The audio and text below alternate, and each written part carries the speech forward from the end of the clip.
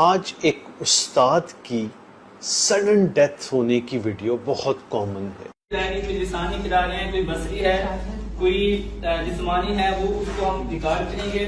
اس کے بعد اساتذہ کا مثبت فیڈ بیک.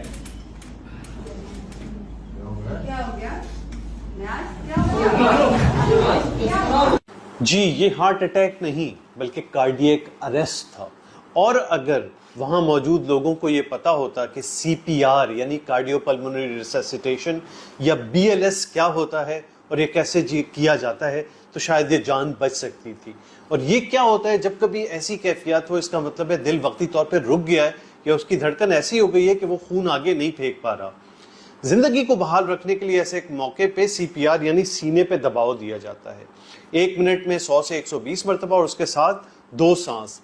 اس فن کا سیکھنا ہر عام آدمی کے لیے ضروری ہے تاکہ کبھی آپ کے سامنے کوئی کارڈیاک اریسٹ ہو تو آپ اس پیشنٹ کی زندگی کو بچا سکیں.